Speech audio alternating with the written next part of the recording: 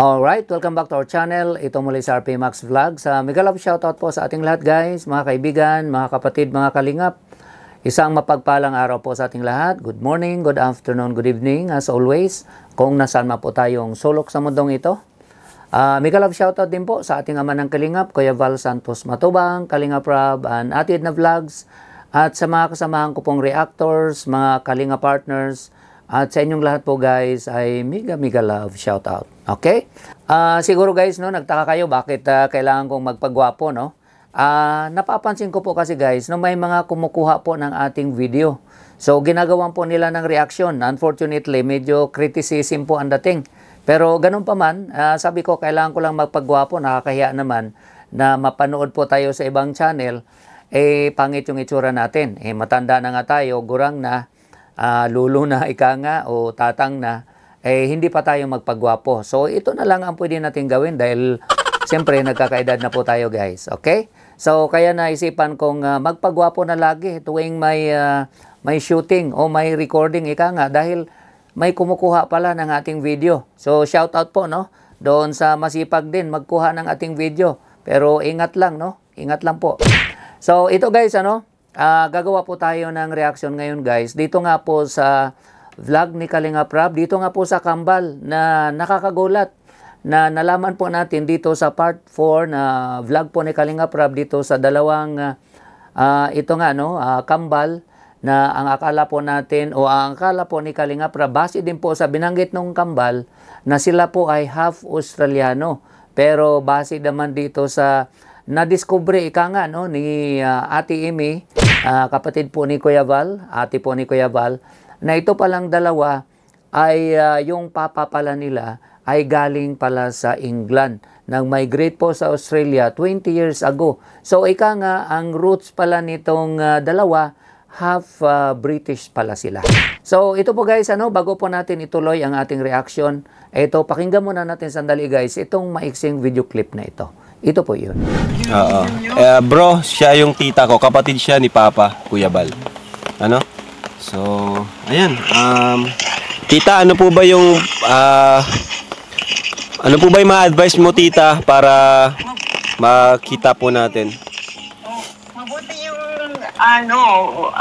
Mabuti yung hakbang na ginawa natin na dumiretso tayo sa Philippine Consulate dahil sila mismo nakakaalam kung paano natin anong next step. So, pwede natin, meron akong photo ng mama mo, yung old photo na kuha ako sa video meron akong 4 na old photo. Grabe si tita, galing ng papa ng mama mo nung nakailangan ng Australian Embassy sa Manila. So, ako ang gagawa ng sulat, papipirmahan mo sa mama mo. Ang gagawin ko ng Tagalog, nakakaintindi siya Tagalog o Bisaya lang? Tagalog po. Tagalog po, nakakaintindi po sila. Ay, Tagalogin natin kasi sa Embassy may mga Tagalog doon. So, gagawa ako ng draft na statement na sabihin ko po, ako ay yung sulat galing sa mama nyo. Tapos, dala niyo sa kanya, pipirmahan niya. Ayun, so dito po tayo guys, ano, hanga po tayo kay Ate Amy kahit hindi na ito active sa ika nga, no, sa Kalingap, tulad ng dati na mayroon po kaming grupo. Yun nga po, no, yung MERD o Mighty Amy Reactors Defenders, no? Dahil nga nagkaroon ng problema noon, pero ganun pa man, dito natin siya nakita kahit hindi na siya kasing aktibo tulad po ng dati. Ika nga, nagwo-work pa rin siya, nagsusupport pa rin siya sa Team Kalingap at dito nga, no, kay Kalingap Rob at kay Kuya Bal, no, nagsusupport pa din ito sa landing pad. Ika nga, nagwo-work po siya guys, no, behind the scene. Okay? Nandoon pa din yung kanyang suporta. At dito, hanga po tayo guys, no, sa ginawa po niyang research. Ika nga, nakipag-ugnayan na po siya sa Philippine Consulate doon po sa Australia. Okay? So marami na po siyang na-research at ang kagandahan po guys, na-find out na po niya at meron na nga po siyang picture ng daddy po nila. So yun po ang kagandahan. Okay? So ituloy pa natin guys. Tapos, Tapos pwede din ako ang mag-compile. Ako mag-compile ng sulat niya, tapos sulat sa embassy. Pwede ako magpadala kasi meron akong kopya ng photo. Kailangan ko lang yung perma ng mama. Okay po, okay po. Birth certificate, papadala ko agad diretso sa Australian Embassy sa Manila. Tita, alam niyo na po ba, tita, yung pangalan po ng kanyang papa? Hindi po. Brian Garnett. Tapos, meron ako nakita Brian Garnett sa FB. Sinulatan ko, hindi ko magulit. Ngayon nyo lang nalaman yun? Brian din. Hindi nyo alam? Tita, hindi nila alam. Ang galing nyo naman. Alam ko. At saka ang birthday nyo ay December 8, 2000. 2002. Kayo. Tama. So, bali 22 kayo ngayon. Sa December. 2003 po kami. 2003 daw po sila. 2003 kasi naputol yung pinakailalim ng Grabe. Mga kalinga, first time po nilang malaman yung pangalan ng papa po nila. Tita, first time po nila yan. Brian Garnett. Pero tita, sure po ba kayo na siya po yan talaga? Yan po talaga? Yun, ang mama mo may sulat kasi yung sulat ng mama mo nakita ko yung sulat niya, ang pangalan ng papa mo. Ang papa mo ay Paminggan. Nag-migrate sa Australia. Dito siya nakatira sa Sydney noong 20 years ago. So, kayo ay half English. Ayun, so narinig po natin guys, ang galing po ni Ate Amy sa kanyang pagre-research na find out niya na ang pangalan, ang daddy nila ay si Brian Garnett. Okay, at sigurado po siya na yun talaga ang pangalan dahil nga po may sulat po ng mama nila. So meron na pong picture na hawak si Ate Amy ng mother nila at yung daddy nila. At yun nga po nalaman niya na ito pala nag-migrate sa Australia 20 years ago. At for the first time, ngayon lang po narinig ng kambal na yun pala ang pangalan ng daddy nila. Dahil nga po doon sa part 1, sa mga nakapanood ng part 1, ang nabanggit po nila, hindi nila alam yung pangalan ng daddy nila, pero nakita po nila ang picture nito. So, dito guys, marinig natin yung binanggit po nila. So, dito na kayo pinanganak? Dito kayo pinanganak? Sa Manila. Ay, Sa Pilipinas? Pilipinas. Ano nangyari? Asan yung magulang nyo? Asan si mama mo? Sa Davao de Oro po, Mindanao. Davao. Ang magulang mo ba Amerikano rin o Australiano? Si mama. Ang mama mo? Pinay, tapos si papa sa Half ano kayo? Half Australian, half Australian. Yung papa nyo asan? Nasa Australian, Sydney. Pero wala na kaming contact since... Nakita nyo na ba ang papa nyo? Picture lang. Picture lang. Nakausap nyo? Hindi po. Hindi. Alam nyo ang pangalan? Hindi rin. Ay, grabe yan yung pala nangyari. So yun, nakita po nila guys ang picture ng daddy nila. Unfortunately, hindi po sinabi ng mama nila ang pangalan ng daddy nila. Pero dito nga sa pag-research po ni Ate Amy, nalaman po niya na yun po ang pangalan ng daddy nila. Kaya nalaman po ng kambal ngayon. Kaya ang galing po ng effort, Shout out at congratulations kay Ate Amy na napakaganda po ng efforts na ginawa po niya.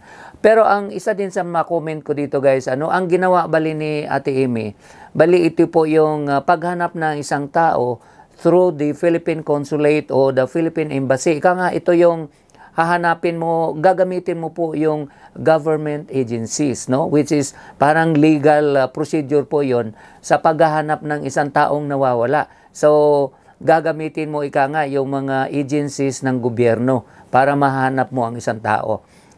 Pero ang gobyerno naman, siguro may mga way din sila pagka talagang ipoprocess na po nila. At nabanggit nga po ni Ate Amy guys, dito nga po sa vlog ni Kalinga Prab, na sa tingin po niya o sa analysis niya, baka aabot more or less o may mga nababasa po siya sa mga ganitong cases na aabot daw po na mga more or less 6 months. Okay? So, yun po yung nabanggit niya. Actually, mabilis na din po yun, Dahil hindi po talaga ganun kadali maghanap ng isang tao, especially napakalaking bansa po, no, Australia. Okay? Hindi po yan katulad ng Pilipinas na madali, no? Lalo na ang mga tao sa atin ay they are into social media, so madali talaga.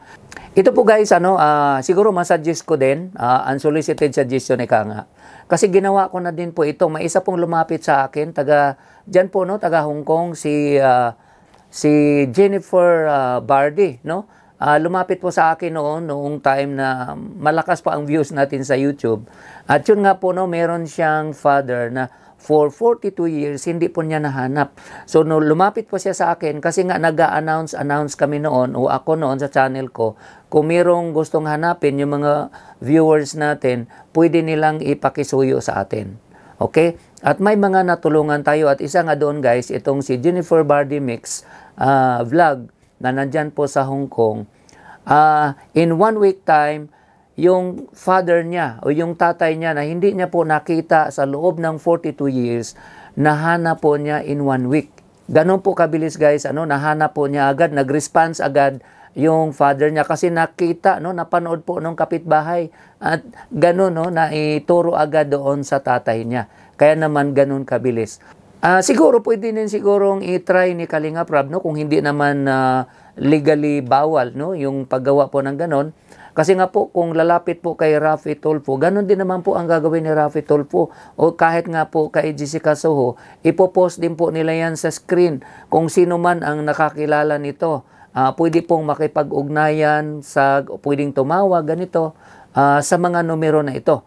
So, pwede din po yung i-try na kung talagang identified na yun nga po yung picture ng daddy nila, pwede din po yung i-try ni Kalinga Prab na i-post po sa screen at maglagay po doon ng parang announcement na hinahanap namin ang taong ito, hinahanap po ng mga anak niya, kung sino po ang nakakilala sa kanya, kung pwede po mag-email lang po sa ganito o kumontak po sa ganitong numbers. Okay? So pwede din po sigurong i-try kung hindi naman masama, no, sa sa Australia. Kasi sa Pilipinas, wala pong problema ang ganun. Pwede mo pong ilagay sa screen ng television o di kaya sa screen po, no, sa YouTube.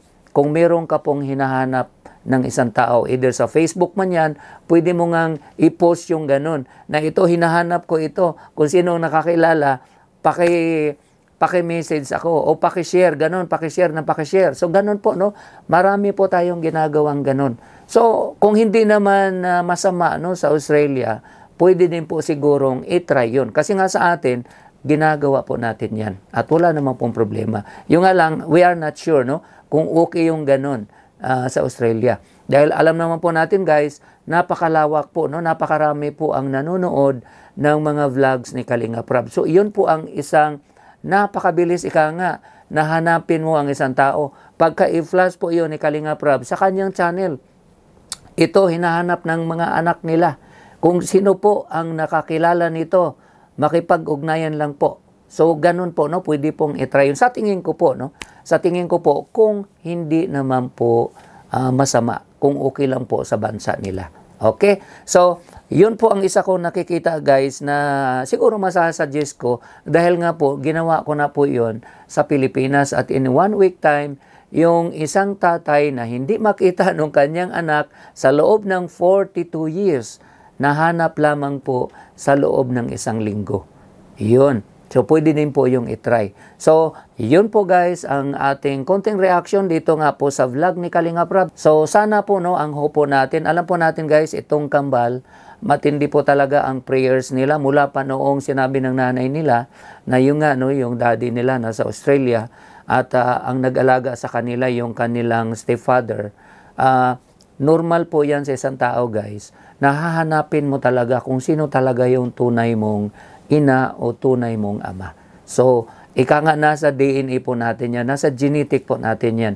So, kahit naman siguro ako, pag ganun ang sinabi sa akin ng nanay ko, ay hindi rin ako makatulog at ipagdasal ko rin na sana makita ko ang tunay kong parents. So, normal po yan sa tao. Nga, hindi kompleto ang pagkatao natin hanggat hindi natin nalaman ang ganun. So, yun lang po ang prayers natin guys, na sana as soon as possible, itong kambal, sa tulong po ni Ate Amy, At dito nga no, kay Kalingap Rab no sa kanyang channel o sa mga kalingap no na pwedeng maghanap no o matulungan ika nga mahanap agad ito as soon as possible.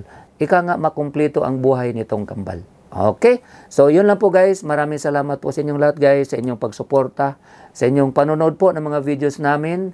Pag-comments, pag-likes, pag-shares at lalong-lalo na po sa hindi pag-skip ng ads ay maraming salamat. Ingat po tayo guys. Kung nasaan man tayo, God bless everyone. I love you all. Bye-bye.